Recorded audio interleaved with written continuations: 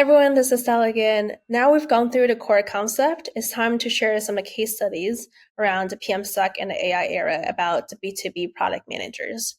And a disclaimer at the very beginning, the examples and the case studies I'm going to share here again is purely for educational purposes. They're all frictional, but experiences and the insights I'm going to share with you all are all based on my real experiences in my daily work as a PM.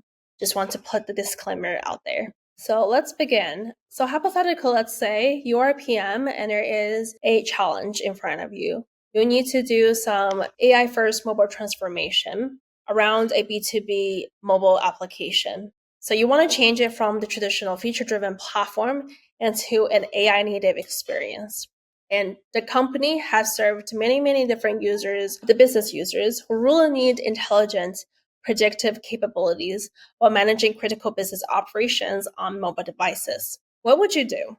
And when you first see this, you may think, oh, it's just about adding some of the fancy AI features. We got this. However, the deeper you look, you'll realize that the challenge wasn't just about adding AI features. It was actually about fundamentally how we rethink and reapproach how B2B mobile software creates value when AI becomes a core intelligence layer.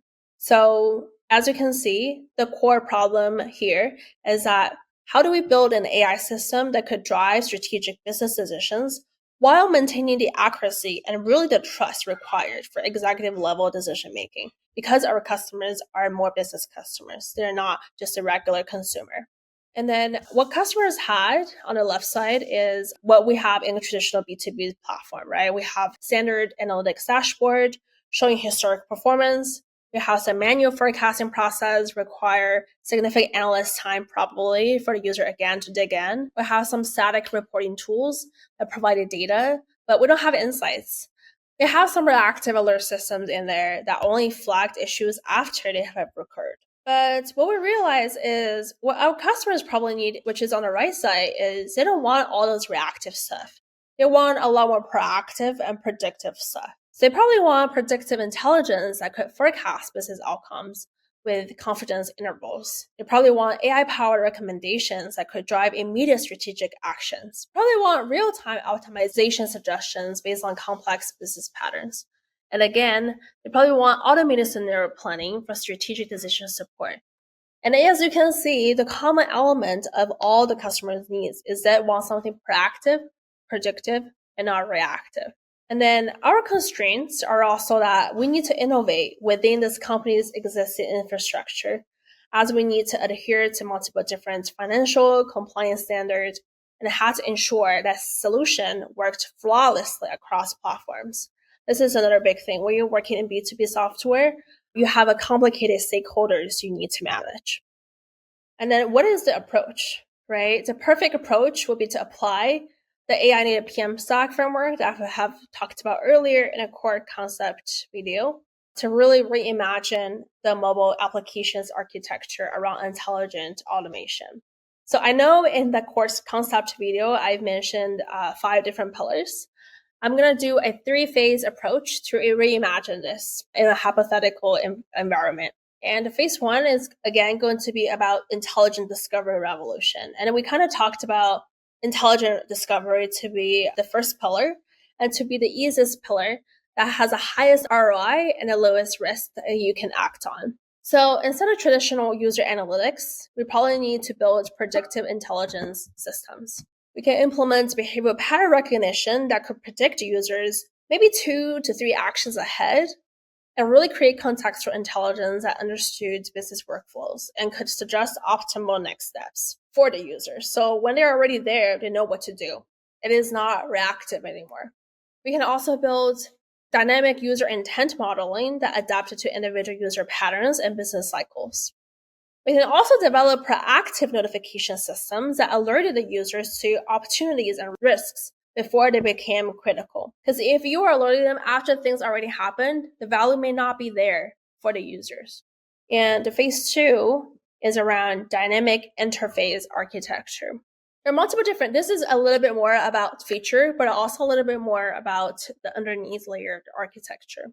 We probably, instead of just adding like a little AI magic here and there into the UI, we probably also need to transform the static UI into something intelligent and adaptive experiences. So example is we probably need to design, well, everything will be AI powered. We have personalization at that phase, but we can prioritize information based on user context and business urgency. We can also build predictive workflow automation that could complete routine tasks with minimal user input. We can also create intelligent onboarding systems that learn users' preferences and customize experiences in real time. We can also provide some of the contextual action suggestions, and we have talked about contextual a lot. And I think the whole idea about personalization, contextual, is all about how do you give the user, again, predictive, proactive intelligence. The last phase is a little bit more technical, but also a little more iterative.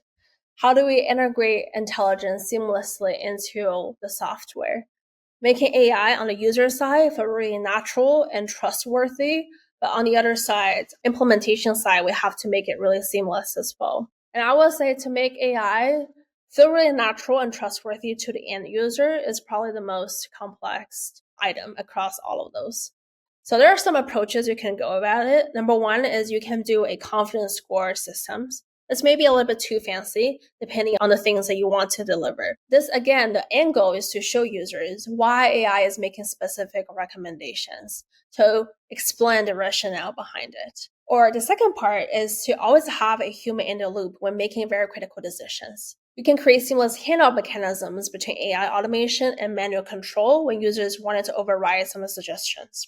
And lastly, we can implement learning feedback loops, improved AI accuracy based on user acceptance or rejections of suggestions. This is already something I see pretty common across all the AI tools. Every time AI spits out something, it always gives you the suggestions to thumbs up or thumbs down to tell AI how they did. This already is a very common practice. But again, the breakthrough insight here is we should not just thinking about how to add AI features a little bit here and there. We're actually creating a very intelligent business companion, right? That happens to run on certain devices while users are on the go. When we're approaching these products, we have to think that AI is actually the primary interface, not just adding AI on top of the traditional UI elements. The traditional UI elements are still there, are still very critical, because they're serving as confirmation and override mechanisms. All right, so because this is a frictional case study, this is just something I create for education purpose. Here are some of my assumptions of what may be working beyond expectations. The first is the AI first approach will definitely create compound benefits we hadn't anticipated, because we have so many predictive intelligence systems that will start identifying business optimization opportunities that users didn't even know existed. And instead of reactive app usage, we have proactive engagement, right? Users kind of shift in their mindset a little bit. Users rely on the app's intelligence a lot more than before because of the benefits we're giving them. And this is going to further guide them to lead their strategic decisions. And also, the adaptive interface architecture will also transform user behavior patterns. Maybe the app's engagement will be increasing because the app was doing the thinking for the users, surfacing the right information and actions at exactly the right moments. But what could challenge my assumptions in this hypothetical case study is that transparency may be more important than perfect accuracy. AI accuracy, even though it's very important, but it may be transparency matters a little bit more than that. User maybe prefer an AI that shows its reasoning and confidence levels, even if it means acknowledging uncertainty rather than an AI that appears overly confident. They want that transparency there. Second is maintaining user agency. That's why in one of the implementation steps, I talked about keeping human in the loop. While automation is certainly very valuable, users need to feel that they can override AI. They still have that sense of control to make decisions easily. Again, also, the most successful features are those that are automated by default, but also provides clear manual controls. The breakthrough moments here is that you will see while you're doing this, the real transformation happens really when we start thinking about specific features. And I've kind of talked about that over and over here. And start thinking about intelligent business moments. The AI should begin recognizing contextual patterns, like user accessing the app, your products during unusual hours, or some of the specific data trends suggesting urgent actions needed, and proactively provide relevant insights and automation. The most valuable AI implementation are replacing human decisions. This is not my point, but they are actually enabling better human decisions by providing intelligent context and automation for routine tasks. So, what are some of the takeaways from this hypothetical case study? Number one is that AI first means intelligent led design, not feature addition. I don't think I need to emphasize that anymore. This is kind of like the core theme throughout. The biggest lesson is understanding that AI first experience require fundamentally different design principles. Instead of design interfaces and adding AI, we need to design intelligent workflows and build interfaces that support AI decision making. This approach scales naturally as AI capabilities improve. The second takeaway is that predictive beats reactive. Again, I've talked about that a lot throughout this presentation. B2B users are often multitasking and need software that thinks ahead of them because they're wearing multiple hats. AI systems need to anticipate user needs and prepare relevant actions before users realize that they need them. This requires rethinking information architecture around prediction rather than navigation. On the right side, you can see I have two of the practical tips here. Number one is build confidence through explainable AI. This is why I said, even though traditional UI elements are not the meat here, they're still very important. They're still very critical, right? One of the most valuable innovations in the examples probably is showing users not just where the AI recommends, but why is it able to make those recommendations? What is the rationale behind it to prove that transparency? And you can show that through some of the UI elements and how confident the AI is to make such recommendations. B2B users need to trust AI with business critical decisions, which requires really transparency about AI reasoning and clear confidence indicators. The second tip is you really need to design for having human in the loop, design for AI and human collaboration, not really just AI replacement. You need to have the capability to make the human believe they still have control over whatever they want to do. The most effective implementations preserved human agency while automating routine decisions.